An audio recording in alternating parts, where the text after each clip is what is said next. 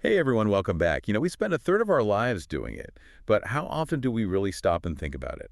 Today, we're diving deep into the world of sleep. That's right, sleep. We all know we need it, but do we really grasp just how important it is? That's what we're here to uncover today. And to help us, we'll be drawing on a fascinating conversation between Jennifer and Daniel on their English Sleep podcast. Part of the Speak English with Class project? Exactly. In this specific episode, they tackle the question, what will happen if you stay up late? Sounds pretty relevant to most of us, I'd say. Oh, absolutely. It's something we've all experienced at some point, right? Burning the midnight oil, whether by choice or necessity. Totally. So today we're going to sift through their discussion, pull out those golden nuggets of wisdom about sleep, and hopefully give you a new appreciation for those precious hours of shut-eye. And a little fun fact to keep you hooked, we'll be revealing which animal sleeps for a whopping 22 hours a day. Stay tuned for that. All right, let's be honest. Who here has never experienced a night of tossing and turning, desperate for sleep to just kick in? It's one of those universal experiences, isn't it? That feeling of sleep being just out of reach when you need it most. It really makes you realize how much we depend on it, doesn't it? Absolutely. Now, Jennifer and Daniel kick off their conversation with a classic Chinese proverb.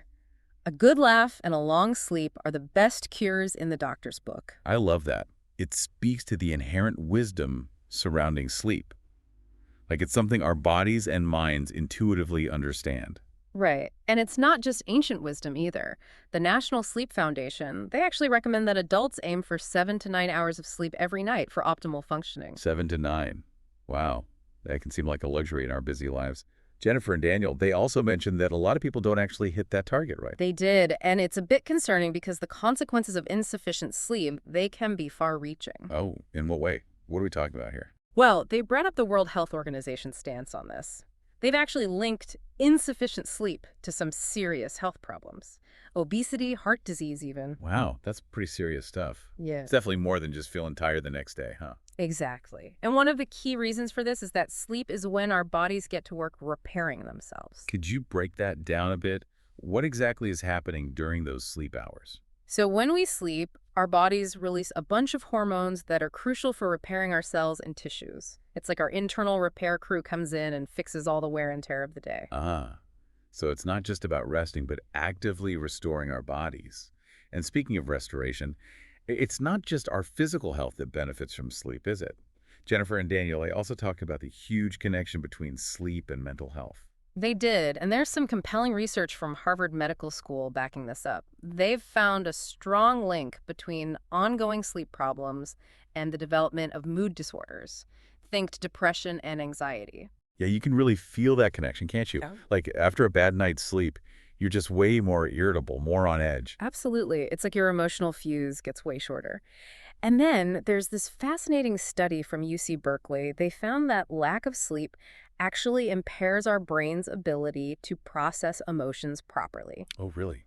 Tell me more about that. So basically, it leads to something called increased emotional reactivity. It's like the things that wouldn't normally bother you suddenly feel way more intense and upsetting when you're sleep deprived. Interesting. So our emotional filters are weakened when we're tired. No wonder things seem more dramatic after a rough night. Now, beyond our mood, how about our brain power? I know Jennifer and Daniel touched on sleep's impact on learning and memory, too. This is where it gets really interesting. Sleep plays a crucial role in what's called memory consolidation. Memory consolidation, what is that exactly? Think of it like this. Throughout the day, our brains take in a ton of information, right? But those are like temporary memories. It's during sleep that these get processed and turned into more stable, long-term memories. Ah, okay. So it's like while we sleep, our brain is busy filing away all that new information, making sure we retain it. That's a great way to put it. And there's a study they mentioned where people who slept after learning something new performed much better on tests compared to those who didn't sleep. See, evidence right there. Yeah. And it really highlights that sleep isn't just downtime. It's active brain work happening behind the scenes. Exactly. And they shared a quote from the Dalai Lama, passed down through Jennifer's grandfather, that I found particularly beautiful. Sleep is the best meditation. Sleep is the best meditation. I love that. It emphasizes that sense of mental rejuvenation we get from a good night's sleep. It does. It's like our minds get a chance to declutter and reset. Speaking of cleaning up, they also talk about how our brain actually cleans itself out during sleep, right? Yes. This is some groundbreaking research, and it has to do with something called the glymphatic system. The glymphatic system. Sounds pretty complex. It is, but in simple terms, you can think of it as a specialized waste disposal system for our brain. Oh, that's an interesting way to put it. And researchers at the University of Rochester, they discovered that this system works much more efficiently when we're asleep. It's like our brains are taking out the trash while we sleep. Fascinating. So, if we don't sleep enough, does that mean this cleaning process doesn't happen properly? That's the concern. And scientists are exploring whether this buildup of toxins could be a contributing factor to some neurological disorders down the line. Wow, that's pretty significant. Yeah. It really reinforces how crucial sleep is for our long-term brain health. And you know what else Jennifer and Daniel discussed? Mhm. How sleep can actually boost our creativity. Right. That aha moment you get after sleeping on a problem. That's sleep-enhanced creativity at work. It's like our brains are making new connections, exploring different possibilities while we rest. Exactly. And they brought in another cultural perspective with an African proverb, sleep is the cousin of death. It sounds a bit ominous at first, Yeah, not the most cheerful comparison. but the meaning behind it is quite powerful. It emphasizes how vital rest is for our very life force, our vitality. Without it, we diminish. I get it. It's like saying, hey, sleep is essential, don't mess with it. Yeah. Okay, so we know sleep is super important, but what can we actually do to improve our sleep habits? I know Jennifer and Daniel offered some practical strategies. They did, and these are key. First up, screen time before bed. It's a big no-no because the blue light emitted from our devices can interfere with melatonin production. Melatonin being that hormone that tells our body it's time for sleep. Exactly. So they suggest swapping that late-night scroll with a good old-fashioned book. Much more calming. I can definitely attest to that. They also emphasize the importance of sticking to a regular sleep schedule. Right. Yes, consistency is key. Going to bed and waking up around the same time each day, even on weekends, helps regulate our body's internal clock. That's the circadian rhythm. Right, that internal timer that controls our sleep-wake cycle. And what about our sleep environment? Any tips there? They recommend a cool, dark, and quiet room. They even suggested blackout curtains to block out any unwanted light. I actually did that recently and it's made a huge difference. They also mentioned mindfulness and relaxation techniques for bedtime, right? Things like meditation and deep breathing exercises, yeah. Really helpful to calm that racing mind before sleep. And they had this great suggestion about journaling. Oh yeah, getting those thoughts out on paper before you hit the pillow, it can really help clear the mental clutter. I find that incredibly helpful. It's like a mental download before you shut down for the night. And we can't forget diet. What do they say about that? They warned against caffeine and heavy meals close to bedtime. Big disruptors. Yeah, that late night coffee or massive dinner can really backfire. Instead, they recommend herbal teas like chamomile. Much more soothing. And there's always the classic advice.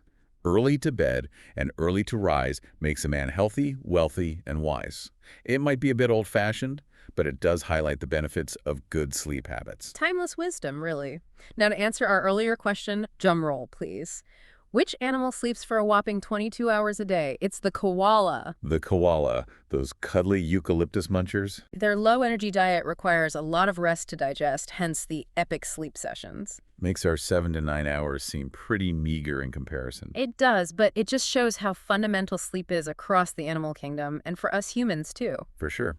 And if you want to explore the language of sleep further, Jennifer and Daniel's episode also breaks down some key vocabulary and expressions. Yeah, terms like tossing and turning, foundation, well-being, and a whole bunch more. It's a great resource for those interested in expanding their vocabulary. Absolutely. And to wrap things up, they left us with this beautiful quote from Shakespeare. Sleep that knits up the raveled sleeve of care. Sleep that knits up the raveled sleeve of care. Such a poetic way to capture the healing and restorative power of sleep. It really is. So, to everyone listening, we encourage you to make sleep a priority. Give your body and mind the rest they need. It's one of the best investments you can make in your overall well-being. Thank you so much for joining us for this deep dive into sleep. We hope you found Jennifer and Daniel's insights as valuable as we did. And here's a final thought for you to ponder. Take a moment to reflect on your own sleep habits. What's one small change you can make tonight to improve your sleep quality? Imagine the ripple effect that small change could have on your overall health and well-being in the long run. Food for thought. Until next time, sleep well.